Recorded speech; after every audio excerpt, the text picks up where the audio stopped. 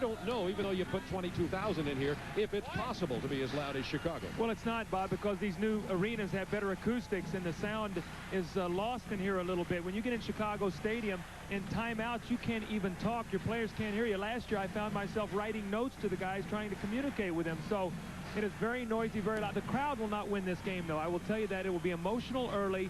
Both teams will come out, and then it will settle into a pace, and the team that plays the best basketball will win. The fans will enjoy it, and so will our TV people, but the crowd will not win the game. You talk about pressure. The guy replacing that net down on the Chicago end as Michael Jordan stalks around the bench.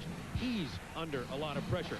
Rodman will get most of his points from 10 feet in and most off offensive rebounds. Pistons 4-2 over the Bulls. We get our first chance at Michael Jordan isolating, and you see him going against Dumars and hitting the first shot.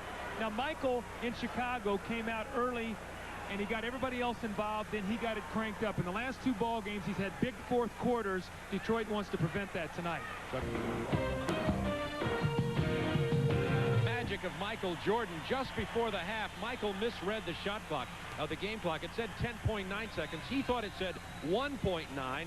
Threw up about a 30-foot prayer of a three-pointer while we were in a replay. He hits the basket, ties it at 25, and that is the definitive Michael Jordan. Well, Michael laughed at it, too. I mean, you could see the look on his face. Lambeer sliding away from the screen, he had said. Isaiah missing the long-range shot, and here's Michael.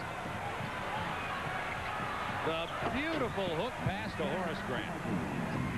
Cartwright as they run Pippen off of Cartwright. Back out to Jordan, who goes down. Oh, what a shovels it left-handed as he fell down.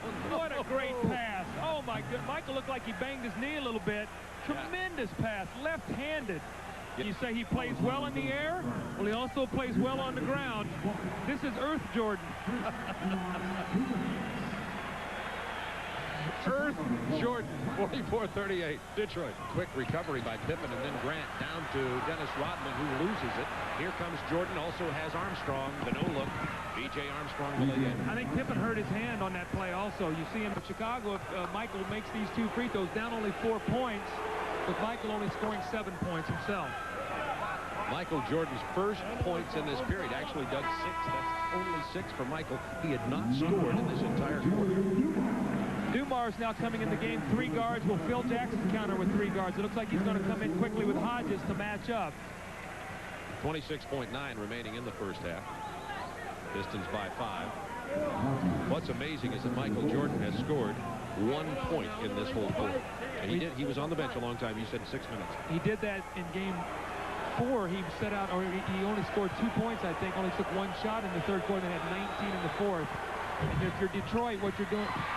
If you're Michael Jordan, 2 for 8, 6 points. But as Magic said, you know, Michael has the capability to get everybody else involved.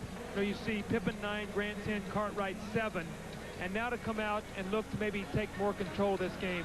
If I'm Detroit, the thing that worries me is that I have a chance to put this game away, Bob. I have a chance to get a lead, and I basically shoot myself in the foot. I have a turnover here, there, a missed pass, not getting back, a breakaway foul, some things that really give Chicago life to stay involved and stay a part of this ball game. So if I'm Chuck Daly, I'm a little worried. I'm saying number 23 sitting on a stick of dynamite right now. When's it ready to explode?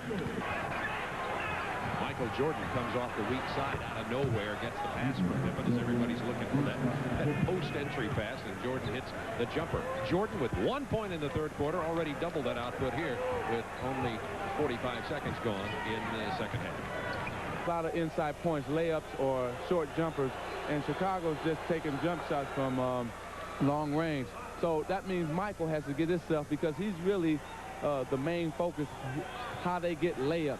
And with him penetrating, dishing off, and doing that kind of thing offensively for the Bulls. Okay. Cartwright with a bounce pass to Jordan, who got back to Dumars. Went to the left hand, drew the foul from Sally. The three-point opportunity. Magic Johnson, you're with us across the floor. There's the Jordan penetration and the foul. Magic, tell us a little bit as we look at this replay about repeating. You know about that with the Lakers. Can Detroit keep the fire alive? Well, they have the fire, but the Bulls have more incentive because, first of all, Detroit beat them last year, and they never. Jordan battling against Dumars down to the paint right now. Packs and finds Jordan. Dumars got out of the picture there. Kicks it back to Pippen. This is a three-pointer for Scottie Pippen. If fouled, he'll go to the free throw line. This is when he is extremely dangerous. This is what they call the 1-4 for Chicago. Jordan out high so he can make the pass, which he does to Grant, the basket, and the foul. Defense, I think he's going to get very few open shot opportunities. And has just 14. 68-62. Michael Jordan elevating for the Bulls and getting it down behind the foul line. Go off the iron. Sally pulls it off. He'll try to power it up. He drew the foul. Will Perdue fouled him, and Purdue's trying to go after him.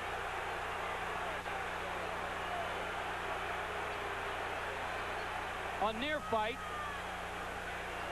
That'd be a poor exchange if the Pistons lost John Sally and the Bulls only lost Will Perdue. Well, George, I like the fact that John Sally did not want to get in there and start fighting. He's a veteran. He realizes the importance of being on the floor.